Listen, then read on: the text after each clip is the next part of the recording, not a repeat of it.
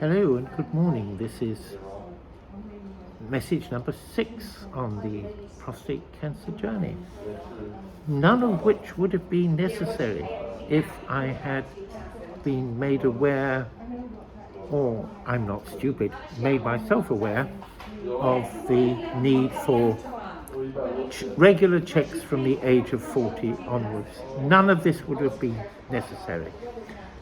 Really, really important that all of you guys from 40 onwards every year get your PSA level test. Anyway, it's a great morning, just in the Macmillan Centre at UCLH this morning, and waiting to start my third round of chemotherapy up on the second floor with staff nurses Dominic and Shahana, and maybe others as well. I must say that there are great changes in mood swings. Today I woke up at 12:45 a.m. thought that I would be absolutely shattered by the time I reached the hospital, but in fact I had an inspirational morning, sending off emails, trying to inform people what needs to be done and remind myself of what needs to be done.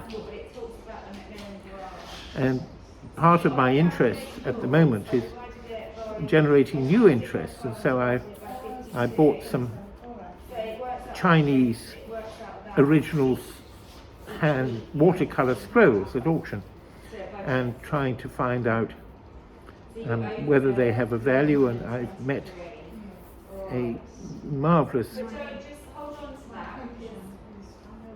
Chinese national, English national now, Shelley, who lives in England, close, is in Oxford, and she has been working with me to translate the scripts. But not only may they be valuable, but much more important, they are so beautiful. And you can see why that when I was in Hong Kong, I had the great honor to be an acquaintance and sometime friend of Dr. John Look. And John is an engineer, arbitrator,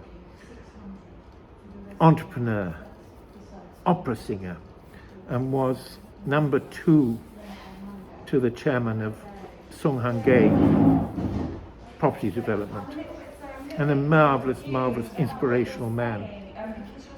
And he took a group of us, I was the only foreigner, Guilo, to Polin Monastery on a day trip. And we went up, and the abbot at the monastery showed us some calligraphy. And then various members of the group were invited to portray their examples of calligraphy, but of course nobody invited me because I obviously knew nothing about calligraphy. Anyway, John exhibited his work with his penmanship, and everybody clapped. And I was so moved at the fact that he's not only the other attributes that I've given to dear John, but he's also an artist and an emotional descriptor of the Chinese character in writing. And I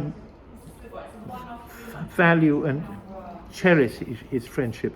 And he was one of the co-founders of the Hong Kong Institute of Arbitrators with that other lovely man, Anthony Neo, a very, very low-key but tremendously cerebral character, whose chamber's working room is almost filled with 2 very large loudspeakers so that he can play his classical music. Anyway, I'm looking forward to today. Everything is going to go well. I will have about another 6 or 7 rounds of chemo. So the marvelous Ursula McGovern told me when I spoke to her this week, and she thought that I was ill because I hadn't turned up, and it was my sin of omission for failing to realize that I had an appointment with Ursula.